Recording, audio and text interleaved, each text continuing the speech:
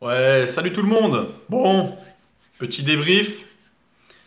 Forcément déçu parce que bon, même si on espérait l'impossible, l'improbable, qui aurait pu avoir lieu, on aurait pu créer cette surprise. Malheureusement, voilà, Monaco, c'est une classe au-dessus, on va dire. Peut-être même deux voire trois.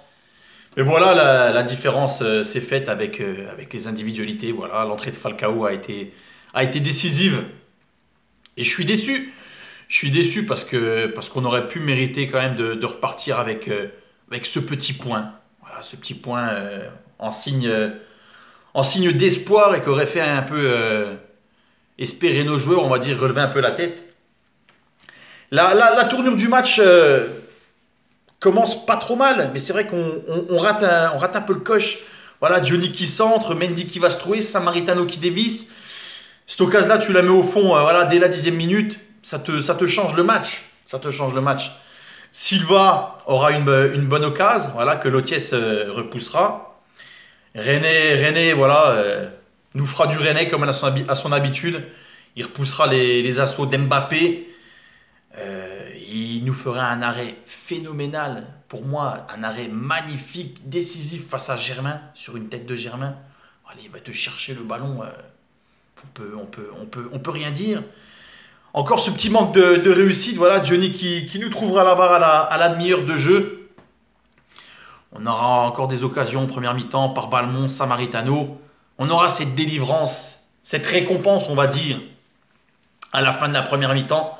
Un magnifique coup franc. Tavares, comme à son habitude, qui nous a fait encore un super match. Voilà, placera une tête qui obligera Subasic à se détendre. Voilà, et notre capitaine Varro qui surgit, qui pousse le ballon 1-0 à la mi-temps. Voilà, le scénario idéal. Monaco qui pousse, on plante notre but. Moi, je me voyais déjà avoir raison au DFC au prono. 1-0 à l'extérieur, hold-up parfait. Mais non. Donc en début de deuxième mi-temps, voilà, on a cette magnifique parade de René sur Germain. Les changements commencent à s'effectuer. Et il arrive cette 69e minute où Falcao va déposer un superbe coup franc. Voilà, un coup franc magnifique. Voilà, notre ami Baptiste sera à la parade. Je crois que le ballon, il touche la barre, il touche René. Le ballon reste sur la ligne. Dira arrive, la pousse au fond. Voilà, j'ai envie de te dire la réussite. La réussite peut-être du champion aussi. Voilà, et en tout cas, ils ont autant de chance que nous sur le premier but. Quasiment 5-6 minutes après, un but refusé pour un hors-jeu. Voilà, Falcao fait action de jeu sur le but. Voilà, celui qui marque d'ailleurs n'est pas hors-jeu, mais c'est Falcao qui est hors-jeu et qui fait action de jeu. Donc un but, on va dire, logiquement refusé.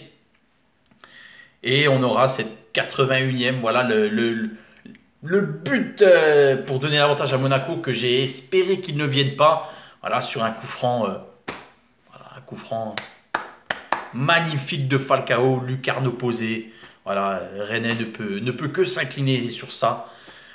On repart bredouille de Monaco, 0 point, avec des regrets, mais voilà, on va essayer toujours de. Voilà, faut pas oublier qu'on jouait Monaco. J'ai envie de te dire, tout le monde nous voyait prendre 3-5-0. On va là-bas, on repart 2-1. Faut souligner l'état d'esprit. Voilà, l'état d'esprit, la combativité du match n'avait rien à voir avec le match à la maison face à Bastia. Voilà, on a affiché déjà, on va dire, notre vraie mentalité. Voilà, ce qui nous a permis toute cette saison, on va dire, d'être pas trop mal, d'essayer d'être un peu maintenu à flot. Donc ça reste quand même encourageant pour la suite. Maintenant, j'ai peur que cet état d'esprit, on arrive à l'avoir que face au gros. Et c'est ça, on va dire, qui me fait peur. Ça me fait peur parce qu'il arrive Angers à la maison le week-end prochain. Angers, c'est pas une mauvaise équipe de notre championnat. Ils ont plusieurs joueurs fort en capacité, en récupération. Ils ont de très beaux éléments. Voilà, ils ont notamment la pépite, l'attaquant Pépé. Voilà, on pourra aussi saluer le retour de notre ancien Dijonais, Abdoulaye Bamba, voilà, qui fera son retour à Gaston Gérard. Donc, malheureusement, voilà, le maintien passera par une victoire face à Angers. On a de la chance encore ce week-end d'être toujours à 2 points de nos concurrents, on va dire, de Nancy et Lorient. Voilà, Nancy qui a perdu. Lorient aussi qui a perdu. Donc, à la limite, notre victoire à Monaco ne reste, on va dire, qu'anecdotique. C'est pas grave. Le week-end prochain, Nancy va se déplacer à Marseille. Lorient recevra Metz. Voilà, ils vont affronter des équipes qui ont besoin de points. Tu me diras, en fin de championnat, tout le monde en a besoin. Donc, je pense qu'on a toujours notre destin entre les mains. Et ce qu'il faut surtout pas oublier, c'est notre différence de but. Notre différence de but est à -11. Les autres, ils tournent aux alentours de -20, -23, je crois, quelque chose comme ça.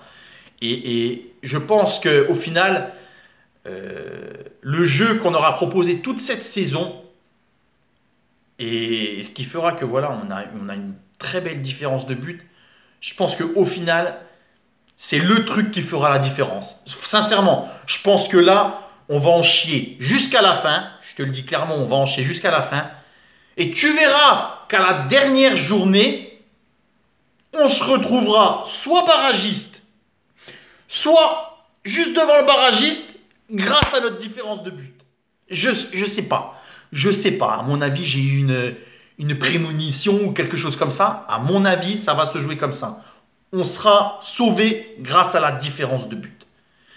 Mais pour éviter quand même de passer par là, ça passe par une victoire face à Angers. Voilà, on n'a pas le choix. Il faut qu'on se donne de l'air. Et à un moment donné, il faut aussi qu'on soit récompensé. Parce qu'à un moment donné, les joueurs, ils vont plus en pouvoir. C'est pas possible. À un moment donné, voilà, il faut qu'on voie la semaine prochaine un match d'hommes. Dans l'envie, dans le combat, il faut que sur chaque ballon, ils y allent en mort de faim. Je veux voir des morts de faim au stade. C'est aussi simple que ça.